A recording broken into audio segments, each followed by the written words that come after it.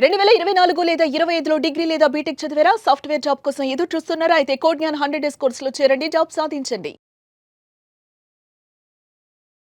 నమస్తే, welcome to Suman TV. నేను మీ anchor సిరి.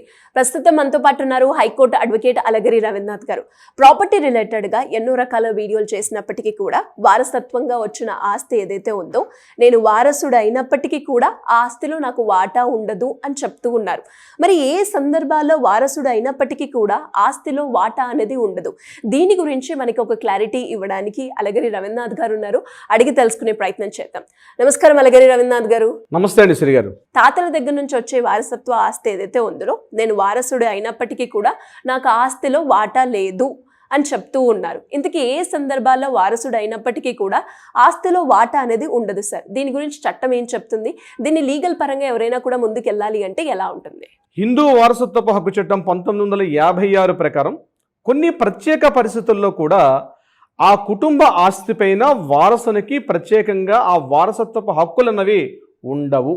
అతను వారసుడిగా పుట్టినప్పటికి కూడా ఆ ఇంట్లో కొడుగా 4వ జనరేషన్ కావచ్చు, 3rd జనరేషన్ కావచ్చు, ఈ రకంగా 4 జనరేషన్ నుంచి తాతల ముత్తాతల నుంచి ఆస్తులు వస్తున్నప్పటికి కూడా కొన్ని ప్రత్యేక పరిస్థితుల్లో ఆ యొక్క మనవడిగా కావచ్చు, ముని మనవడిగా కావచ్చు, కొన్ని ప్రత్యేక పరిస్థితుల్లో వారసత్వపు హక్కులు అన్నవి ఉండవు.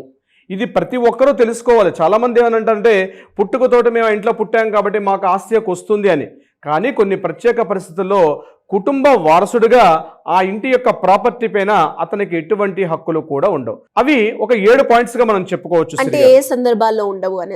అవునండి 7 రకాలుగా చెప్తున్నాను. 7 రకాలుగా ఆ పాయింట్స్లో 7 పాయింట్స్ నేను చెప్తాను. ఈ 7 పాయింట్స్ కేటగిరీ అంటే ఈ 7 కేటగిరీస్ మనం చేసుకుంటే, ఈ 7 కేటగిరీస్లో ఉన్నటువంటి ఎవరైనా ఉంటే వాళ్ళకి కుటుంబ ఆస్తి పైన వారసత్వపు హక్కుని క్లెయిమ్ చేసుకునే హక్కు ఎట్టి పరిస్థితుల్లో కూడా లేదు. ముఖ్యంగా నెంబర్ 1 ఏంటంటే హత్య చేసిన వారసుడు. అంటే ఇతరత్ర కోపం మీద కావచ్చు, ఆస్తుల కోసం కావచ్చు, ఏదైనా ఇతరత్ర కారణాల మీద తన తల్లిని కానీ, తన తండ్రిని కానీ, తన బాబాయిని కానీ, తన పెదనాన్న గారిని, ఇంటి కుటుంబ సభ్యులు ఎవరినైనా హత్య చేసినటువంటి సందర్భాల్లో, అటువంటి సందర్భంలో ఆ పిల్లలకి ఆస్తి పైన వారసత్వంగా వచ్చే హక్కు ఉండదు. అంటే హత్య చేసినటువంటి వ్యక్తులు. అదేవిధంగా ఏ రకంగా హత్య అంటే ఏంటి సార్, మరి ఇంటి వాళ్ళని హత్య చేస్తే ఉండదు, బయట వాళ్ళని చేస్తే ఉంటుందా? బయట వాళ్ళని చేసినా సరే ఉండదు. ఒక ఇంటిలో ఆ కుటుంబ వారసుడి మీద హత్య నేరారోపణ కానీ, లేదా అతను మర్డర్ కేసులో ఇరుక్కున్నట్టుగా కానీ, మర్డర్ చేసినట్టుగా నేరం రుజువు చేసిన సందర్భాల్లో అటువంటికి కుటుంబ ఆస్తి మీద వారసత్వపు హక్కులు అనేవి ఎట్టి పరిస్థితుల్లో కూడా చెల్లవు.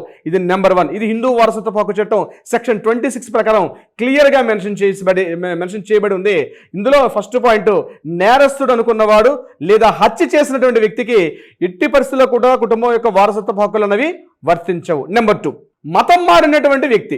అంటే హిందూ ఫ్యామిలీస్లో పుట్టి అతను ఇస్లాంలో కానీ, క్రిస్టియన్స్లో కానీ మతం మారితే ఆ కుటుంబ వారసత్వంగా వస్తున్నటువంటి ఆస్తి యొక్క ఏదైతే ఉంటుందో, మతం మారినటువంటి వ్యక్తికి అంటే ఇస్లాం కానీ, క్రిస్టియన్ కానీ, ఇతరత్ర ఏవైనా. మళ్ళీ హిందూయిజం అంటే ఇక్కడ సిక్, జైన్స్ వీళ్ళందరినీ కూడా హిందువుల కిందకే తీసుకొస్తారు. కాబట్టి ఒక సిక్గా మారిన, ఒక జైన్గా మారిన ఈ కేటగిరీ అంటే హిందువుల కిందకే వస్తారు. కాబట్టి వీళ్ళకి కాకుండా ఒక ఇస్లాం మతంలోకి మారిన, ఒక క్రిస్టియన్ మతంలోకి మారిన ఎట్టి పరిస్థితుల్లో ఆ వ్యక్తికి వారసత్వపు హక్కులు అన్నవి చెల్లవు. It's number 2 point. Number 3 point, చట్టబద్ధంగా దత్తత తీసుకున్నటువంటి పిల్లలు. అంటే వీరు ఈ తండ్రికి ఎంతో ఆస్తుంది, కానీ ఈ పిల్లడు చట్టబద్ధతగా వేరే ఇంటికి దత్తతకి వెళ్ళాడు అనుకోండి, అడాప్షన్కి వెళ్ళాడు అనుకోండి. అంటే ఈ వ్యక్తికి ఒక బాబుగా ఈ అబ్బాయిని వేరే వాళ్ళ దత్తత తీసుకున్నారు, అడాప్షన్ తీసుకున్నారు. అటువంటి సందర్భాల్లో కూడా తన జన్మనిచ్చినటువంటి తండ్రి ఎవరైతే ఉన్నారో, తను ఎవరికైతే తను స్వతహాగా జన్మించాడో ఆ తల్లిదండ్రుల ద్వారా వచ్చినటువంటి ప్రాపర్టీ ఏదైతే ఉందో, ఆ ప్రాపర్టీ ఎట్టి పరిస్థితుల్లో కూడా దత్తతకి వేరే ఇంటికి వెళ్ళాడు. కాబట్టి వీళ్ళ త్రూగా ఏదైతే ప్రాపర్టీ వస్తుందో ఈ ప్రాపర్టీ ఈ అబ్బాయికి వర్తించే అవకాశం లేదు. This is point number 3. Point number 4, అక్రమ సంబంధాల ద్వారా పుట్టినటువంటి పిల్లలు. అక్రమ సంబంధాలు అంటే లెజిటిమేట్ చిల్డ్రన్ కాకుండా ఇల్లిజిటిమేట్ చిల్డ్రన్ అంటారు. అంటే అక్రమ సంపాదన అంటే అక్రమ సంతానం ద్వారా, అంటే ఆల్రెడీ పెళ్లి చేసుకొని తన భార్య ఉంటుండగా వేరే వాళ్ళ పిల్లల ద్వారా పుట్టిన ఆ పిల్లలు తండ్రితో అయినప్పటికీ కూడా ఆ పిల్లలకు కూడా అతను కూడా వారసుడిగా ఎట్టి పరిస్థితులు కూడా పరిగణించబడరు. అక్రమ సంతానం అంటారు. అక్రమ సంతానం అంటే లెజిటిమేట్ చైల్డ్ కాకుండా తనకు ఎంతో ఆస్తుంది, కానీ ఇతడు భార్య ఉంటుండగా, బతికి ఉంటుండగా వేరే భార్యని పెళ్లి చేసుకున్నాడు, తండ్రిని పెళ్లి చేసుకుంటే వాళ్ళకి పుట్టేటువంటి పిల్లలకు కూడా ఈ ప్రాపర్టీ మీద ఈ భార్య బతుకుండగానే వేరే భార్యని పెళ్లి చేసుకుంటే వాళ్ళకి పుట్టినటువంటి పిల్లలకి ఎట్టి పరిస్థితుల్లో కూడా చట్టబద్ధత ఉన్నటువంటి వారసుడిగా పరిగణించబడదు. రీసెంట్గా ఇదే కేసు మనకి సినిమా హీరోయిన్ యాక్ట్రెసెస్ ఎవరైతే శ్రీదేవి గారు ఉన్నారో, దివంగత శ్రీదేవి గారి సినిమా చనిపోయినటువంటి శ్రీదేవి గారి విషయం ఇదే జరిగింది. అంటే నేను కొద్దిగా విశ్లేషించే ప్రయత్నం చేస్తాను. శ్రీదేవి గారు 1988లో చెన్నైలోని ఈసీ రోడ్ అంటే ఈస్ట్ కోస్ట్ రోడ్ అని ఒక రోడ్ ఉంది. ఆ రోడ్లో ఆవిడ సుమారుగా ఒక ప్రాపర్టీని కొనుక్కుని 1988లో కొన్నారు ఆ ప్రాపర్టీ. అయితే ఈ ప్రాపర్టీ ఆవిడ సంబంధం మొదలయ్యారని చెప్పి ఒక ఎంఎస్ సంబంధం మొదలయ్యారని చెప్పి అతని దగ్గర నుంచి ఈ ప్రాపర్టీని కొన్నారు. ఈ ప్రాపర్టీ కొనుక్కున్న రిజిస్ట్రేషన్ అయింది, సేల్ డీడ్ రిజిస్ట్రేషన్ అయిపోయింది. కానీ ఈ ప్రాపర్టీ వీళ్ళు ఇప్పుడు ప్రెసెంట్ బోనీ కపూర్, జాన్వీ కపూర్ వీళ్ళు మాత్రమే ఎంజాయ్ చేస్తున్నారు ఆ ప్రాపర్టీని. అయితే ఆ ఎవరైతే వ్యక్తి ఆ ఎంఎస్ సంబంధం మొదలయ్యారని చెప్పి ఎవరైతే వ్యక్తి ఉన్నారో అతని యొక్క రెండో భార్య పిల్లలం మేము ఉన్నామని చెప్తూ ఒక వ్యక్తులు ఒక ఇద్దరు అబ్బాయిలు ఏం చేశారంటే చెన్నై కోర్టును ఆశ్రయించడం జరిగింది. చెన్నై కోర్టును ఆశ్రయించే ముందుగా వాళ్ళు ఏం చేశారంటే అక్కడే ఉన్నటువంటి ఎంఆర్ఓ గారి ఆఫీస్ నుంచి లెజిటిమేట్ లీగల్ హెయిర్ సర్టిఫికేట్ని తీసుకొని ఆ లీగల్ హెయిర్ సర్టిఫికేట్ ప్రకారం మేము కూడా సంబంధం మొదలయ్యే పిల్లలమే కాబట్టి ఆ ప్రాపర్టీ మీద మాకు హక్కు ఉంది.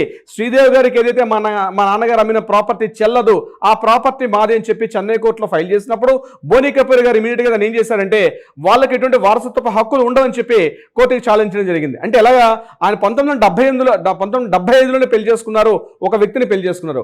75లో ఒక భార్య ఉంటుండగానే ఆయన మరలా 1990లో మరొక వ్యక్తిని అంటే మొదటి భార్య బతుకుండగానే రెండో భార్యని పెళ్లి చేసుకున్నారు. రెండో భార్య ద్వారా పిల్లల్ని కన్నారు. అప్పుడు ఈ 90 పుట్టిన పిల్లలు ఇక్కడ క్లెయిమ్ చేసుకోవడానికి అవకాశం వచ్చింది. సో చెన్నై హైకోర్టు ఏం చేసిందంటే మొదటి భార్య ఉంటుండగా మొదటి భార్యకు పుట్టిన పిల్లలు ఆల్రెడీ అతను అక్కడ ఆ ప్రాపర్టీని సేల్ చేసుకున్నారు కాబట్టి వాళ్ళకి మాత్రం హక్కులు ఉంటాయి. రెండో భార్య ద్వారా కలిగిన పిల్లలు కాబట్టి వీళ్ళకి ఎటువంటిది కూడా వీళ్ళకి ఈ యొక్క ఆస్తి మీద హక్కులు ఉండవని చెప్పి చెన్నై హైకోర్టు రీసెంట్ గా తీర్పిచ్చింది. అంతేకాకుండా ఆ ఎంఆర్ఓ గారు ఎవరైతే ఇష్యూ చేస్తారో లీగల్ హెయిర్ సర్టిఫికేట్ ఇష్యూ చేసినటువంటి ఎంఆర్ఓ గారిని కూడా అక్కడ కేసు ఫైల్ చేయడం కూడా జరిగింది. అంటే అక్రమ సంతానం ద్వారా పుట్టినటువంటి అంటే మొదటి భార్య ఉంటుండగా అంటే లెజిటిమేట్ పిల్లలు అంటారు, న్యాయసమ్మతంగా చట్ట ప్రకారంగా ఇరు వర్గీయులు కూర్చుని పుట్టినటువంటి పిల్లల ద్వారా ఉన్నటువంటి వాళ్ళు కాకుండా వేరే భార్య ద్వారా పుట్టిన పిల్లలు, అది సేమ్ క్యాస్టా ఇంటర్ క్యాస్టా క్యాస్టిజం పక్కన పెడితే అటువంటి పిల్లలకు కూడా ఆ ఆస్తిలో వారసత్వపు హక్కులు అనేవి ఉండవు. ఇది గుర్తుపెట్టుకోవాలి. అదేవిధంగా శిక్ష అనుభవిస్తున్నటువంటి నేరస్తులు అంటే ఏదైనా ఒక నేరం చేశారు, యావజ్జీవ కారాగార శిక్ష లేకపోతే ఉరి శిక్ష, అట్లాంటి తీవ్రమైనటువంటి శిక్ష అనుభవిస్తున్నటువంటి జైల్లో అనేక సంవత్సరాల పాటు మగ్గుతున్నటువంటి వ్యక్తులకు కూడా ఎట్టి పరిస్థితుల్లో కూడా ఈ కుటుంబ వారసత్వంగా వస్తున్న ఆస్తులు అనేవి సంక్రమించవు. ఇది గుర్తుపెట్టుకోవాల్సిందే. ఇక మరో పాయింట్ 6th పాయింట్ అంటే సివిల్ డెత్ అంటారు. సివిల్ డెత్ అంటే చాలా ఇంట్రెస్టింగ్ వర్డ్. చాలా మంది సివిల్ డెత్ అంటే వ్యక్తి ఉంటాడు కానీ పౌరుడు కాకుండా ఉంటాడు. అంటే ఎలా ఉంటారంటే ఒక వ్యక్తి తన కుటుంబం నుంచి తన సంబంధ బాంధవ్యాలను తెంచుకొని ఒక సన్యాసిగా మారిపోయాడు అనుకోండి. 1000 కోట్ల ఆస్తి ఉంది, చాలా ఆస్తి ఉంది. ఆ వ్యక్తి తన కుటుంబాన్ని, తన సంబంధాలని, తన బాంధవ్యాన్ని మొత్తం తెంచేసుకొని యతి ఆశ్రమం అంటారు, సన్యాసం తీసుకొని తన బంధాలను విడిచిపెట్టుకొని తను ఎక్కడికో వెళ్ళిపోయాడు అనుకోండి. అటువంటి పరిస్థితుల్లో కూడా ఆ వ్యక్తి చట్టబద్ధంగా కుటుంబ వారసత్వంగా వస్తుండే ఆస్తికి ఎట్టి పరిస్థితుల్లో కూడా ఆయన వారసత్వపు హక్కులు అనేవి ఎందుకంటే తన కుటుంబాన్ని, తన బాంధవ్యాన్ని తెంచేసుకొని ఆశ్రమ జీవితానికి వెళ్ళిపోయినటువంటి జీవితాన్ని మన లీగల్ టెర్మినాలజీలో సివిల్ డెత్ అంటారు. అంటే వ్యక్తి ఉన్నాడు కానీ సివిల్గా అతను లేడు కాబట్టి అతన్ని కూడా ఇలాంటి సందర్భాల్లో చెప్పే అవకాశం కూడా ఉంటుంది.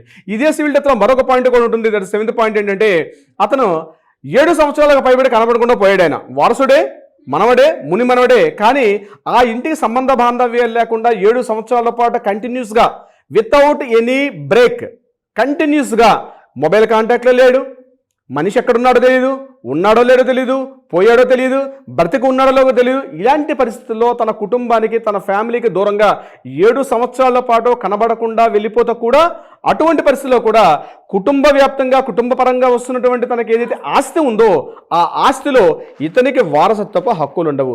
దీస్ ఆర్ ద మెయిన్ కండిషన్స్గా మనం చెప్పుకోవచ్చు. చాలా కొన్ని పాయింట్స్ ఉంటాయి కానీ these are the main conditions. So ఈ వీడియో ప్రతి ఒక్కరు చూడాలి.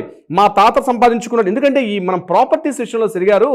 ఎప్పటి నుంచో మనుషుల విలువల కన్నా ఆస్తులు ఈరోజు బాగా కోట్లు అయిపోయినాయి. ఎప్పుడో 100లో ఉన్నటువంటి గజాల్లో కావచ్చు, ఎకరాల్లో ఉన్నటువంటి ప్రాపర్టీస్ ఈరోజు కోట్ల రూపాయలకి వెళ్ళిపోయిన తర్వాత ఇలాంటి సందర్భాల్లో కుటుంబ వారసులుగా పరిగణించబడరు కూడా తెలుసుకోవాల్సిన అవసరం ప్రతి ఒక్కరికి కూడా ఉంది. ఎందుకంటే నాన్నగారు సంపాదించేశారు, తను మాత్రం జల్సాగా నేను పుట్టాను కాబట్టి నాకు ఈ ప్రాపర్టీ వస్తుంది అనుకోకూడదు.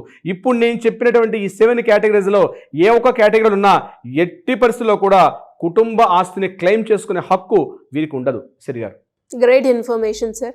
నిజంగా ప్రతి ఒక్కరు కూడా అంటే వారసుడు అని అనుకుని నాకు ఆస్తిలో హక్కు ఉంటుంది, ఇది నాదే అని ఎవరైతే ఈ ఆలోచన ధోరణిలో ఉంటారో వాళ్ళందరూ కూడా ఈ వీడియో అనేది 1-2 సార్లు చూస్తే ఎంతో క్లారిటీ అనేది వస్తుంది అని చెప్పొచ్చు. నిజంగా సార్ చాలా క్లియర్గా చాలా మందికి ఉపయోగపడే వీడియోని మీరు ఈరోజు మాకు అందించినందుకు ధన్యవాదాలు. అండ్ అందులో భాగంగానే ఇంకా ఎవరికైనా కూడా ప్రాపర్టీ రిలేటెడ్గా కావచ్చు, ఫ్యామిలీ రిలేటెడ్గా కావచ్చు, ఎన్నో రకాల సందేహాలు అయితే ఉండడం సహజం. అలాంటి సందర్భాల్లో ఎవరైనా కూడా చట్టాన్ని అప్రోచ్ అవ్వాలి, లీగల్ పరంగా ముందుకెళ్ళాలి అనుకున్నప్పుడు ఏ రకంగా మిమ్మల్ని అప్రోచ్ అయ్యే ఛాన్స్ ఉందంటారు సార్? వారసత్వ హక్కులకు సంబంధించి ప్రాపర్టీ మ్యాటర్స్లో కావచ్చు, లేకపోతే ఇతరత్ర సంబంధించి లీగల్గా ఇటువంటి సలహా సంప్రదింపులు కావాలంటే తప్పనిసరిగా కింద స్క్రోల్ అవుతున్న నెంబర్ని కాంటాక్ట్ చేయండి. మా లీగల్ టీమ్ మీకు అప్రోచ్ అవుతారు. అది కాకుండా బిజీగా ఉంటే అట్లీస్ట్ వాట్సాప్లో మెసేజ్ చేయండి. డెఫినెట్గా మీకు లీగల్ టీమ్ కాంటాక్ట్లోకి వస్తారు, సరైనటువంటి సలహా సంప్రదింపులు ఇచ్చే ప్రయత్నం చేస్తారు. ఒకవేళ కోర్టులో వివాదాలు ఉంటే వాటికి కూడా పరిష్కారం చూపించే దిశగా ప్రయత్నం చేస్తారు సిరి గారు. Thank you sir, thank you so much. Thank you so much అండి సిరి గారు. సుమన్ టీవీలో మీ పర్సనల్ అండ్ బిజినెస్ ప్రమోషన్స్ కోసం కింది నెంబర్కి కాంటాక్ట్ చేయండి.